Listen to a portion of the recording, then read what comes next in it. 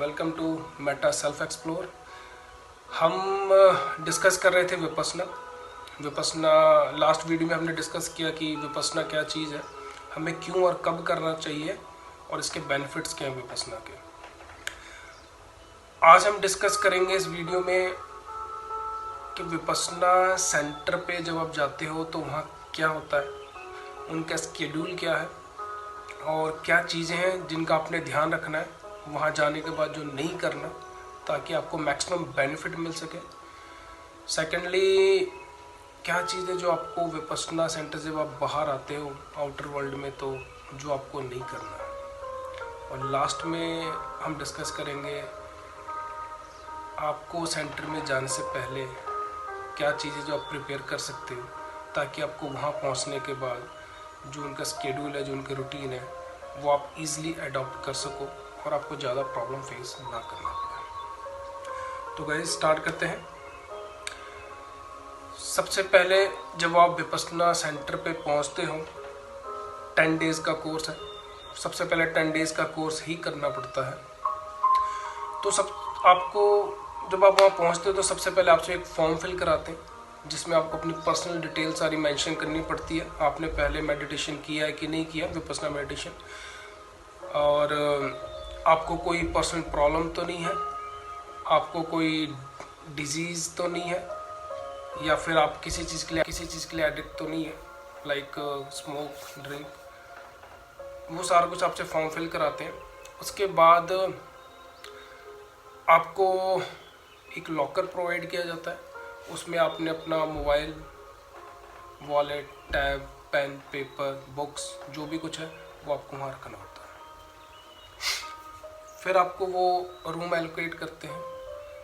अगर तो आप ओल्ड स्टूडेंट हैं तो आपको एक सिंगल रूम प्रोवाइड किया जाता है। अगर आप फर्स्ट टाइम मेडिटेशन कर रहे हैं तो आपको रूम प्रोवाइड किया जाए, जिसमें 2 होंगे, शेयरिंग रूम होगी, मतलब एक रूम में 2 स्टूडेंट को रखा जाता है। उसके बाद फिर आप जाकर के लंच कर सकते हैं।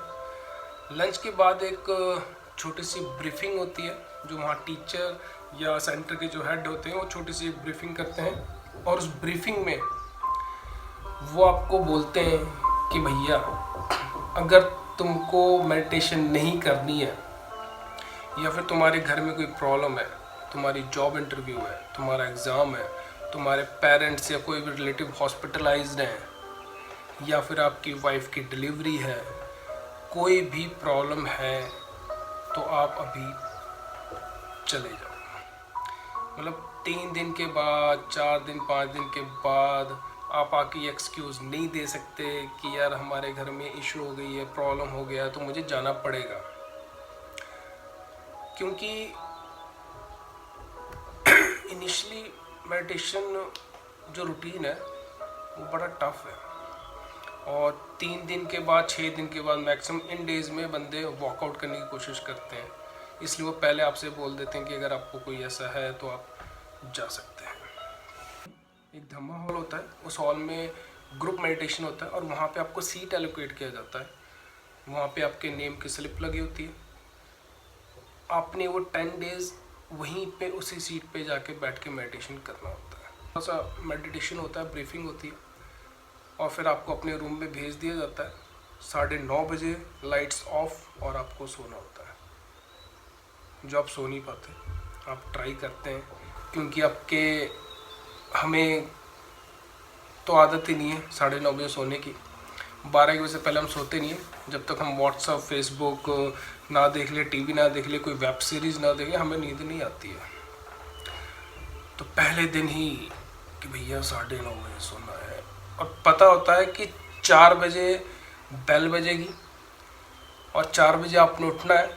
अब जो अपने फ्रेश होना है, फ्रेश होकर 4:30 बजे आपको धम्मा हॉल पहुंचना होता है ग्रुप मेडिटेशन के लिए। और आप ट्राई करते रहते हो 9:30 बजे कि मुझे नींद आ जाए, मैं सो जाऊँ, और नींद आपको आती नहीं है। और आप 4 बजे उठते हो, और ये आपका पहला स्टेप है, first day meditation, life changing. मुश्किल तो बहुत होती है। आप 4:30 बजे पहुंच जाते हो, क्योंकि देखो आप स्किप नहीं कर सकते। 100-150 लोग होते हैं, सेंटर की कैपेसिटी के अकॉर्डिंग जैसा होता है वहाँ। मैं गया था तो 150 ऐसे राउंड बंदे थे, और गर्ल्स का सेंटर अलग होता है, वहाँ पे भी 70-80 लेडीज़ थी। तो आप स्किप नहीं कर सकते, सारे जा रहे हैं तो आपको भी जाना है। और वहाँ पे जो सर्वर होते हैं, जो सारा कुछ सर्व करते हैं, सारा मेंटेन करते हैं, उनके पास एक छोटी सी घंटी होती है। अगर आप नहीं उठ रहे तो आपके दरवाजे के बाहर जाकर के टन टन टन टन टन टन टन बजाते रहेंगे, और आप उठोगे और वो आपको लेके आएंगे। तब तो शायद आपको इरिटेशन हो, गुस्सा आए, बट वो बंदा, उसको पता है इसका क्या बेनिफिट है, और वो आपको उठा के रहता है कि नहीं भाई चल। आप 4:30 बजे ग्रुप मेडिटेशन के लिए धम्मा हॉल में पहुंचते हैं, और first day Shri S N. Goenka ji की आवाज़ आती है, एक ऑडियो है।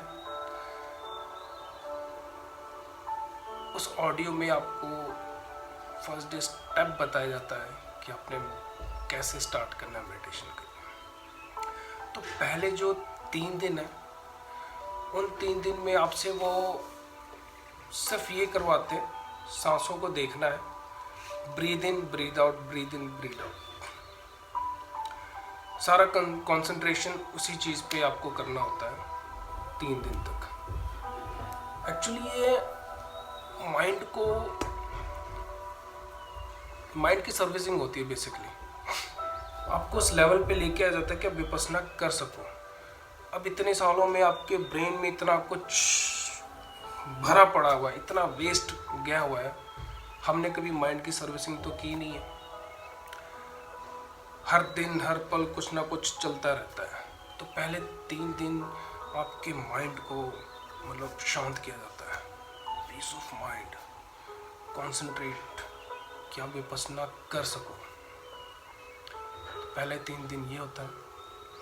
उसके बाद फिर 2 दिन वो आपसे एक लेवल ऊपर लेके जाते हैं कि आपने अपने इस पोर्शन में कंसंट्रेट करना है, नॉस्ट्रिल्स पे।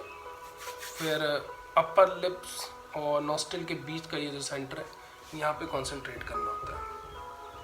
छोटी जगह पे आपको लेके जाते हैं। उसके बाद आपका प्रोसेस स्टार्ट होता है विपස්සना का। विपස්සना में आपको सर से लेके पूरे बॉडी को देखना होता है, बॉडी के हर एक पार्ट को, पैर के नाखून तक को आपको पूरा देखना होता है कि वहाँ पे क्या क्या चीज़ें हो रही है, क्या आपको मतलब फील हो रहा है, क्या चीज़ हो रही है। मैं आपको ये नहीं बताऊंगा कि क्या फील होता है, क्या क्या चीज़ें होती हैं, क्योंकि देखो हर सच्चाई को देखने का हर बंदे का नज़रिया अलग है। जिस एंगल से मैं देखता हूँ जरूरी नहीं उस एंगल से आप देखो, जिस एंगल से आप देख रहे हो जो नहीं उस एंगल से थर्ड पर्सन देखे। तो हमें खुद इसको ऑब्जर्व करना होता है। क्योंकि मैं अगर आपको बोलूँगा ना कि यार जब आप मेडिटेशन करोगे, विपස්සना करोगे, यहाँ जाओगे, फिर यहाँ जाओगे, यहाँ जाओगे, यहाँ जाओगे, फिर नीचे से ऊपर ऐसे मेडिटेशन करोगे विपස්සना, तो उस टाइम पे आपके माइंड में आएगा कि यार वो बंदा तो कह रहा था कि ऐसा होता है, ऐसा होता है, मुझे तो ऐसा फील नहीं हो रहा, तो या तो मैं गलत कर रहा हूँ या मेरे से हो नहीं रहा। इसलिए वहाँ आपको खुद अपने आप को एक्सप्लोर करना पड़ता है, जद्दोजहद करनी पड़ती है। जब आप खुद करोगे तो उसका बेनिफिट बहुत ज़्यादा मिलता है। और वहाँ पे टोटली साइलेंस होता है, नोबल साइलेंस। आप किसी से बात नहीं कर सकते, आप आई कांटेक्ट नहीं कर सकते किसी के साथ, ठीक है। और पूरा एक कट ऑफ एट मीन्स कि आपको अपने आप में ही वहाँ पे जीना है। आपके आसपास इतने लोग हैं, चल रहे हैं, जा रहे हैं, बट आप किसी की तरफ देखते नहीं हो, और सब कुछ वहाँ ऑटोमेटिक होता है। स्केड्यूल आपका, टाइम टेबल आपका मेंशन किया, आपको बता दिया जाता है, और सब कुछ सिर्फ एक बेल पे होता है।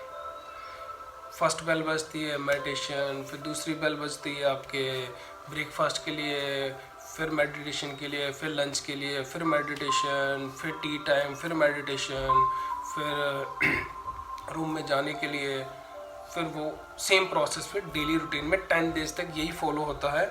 और आखिरी के जो 2 दिन होते हैं, लास्ट 2 डेज, उसमें वो आपको टोटली 24 आवर मेडिटेशन में डाल देते हैं कि भैया आप चल रहे हो, बैठे हो, उठे हो, खड़े हो रहे हो, नहा रहे हो, खा रहे हो, पी रहे हो, कुछ भी कर रहे हो, आपको मेडिटेशन में ही रहना है।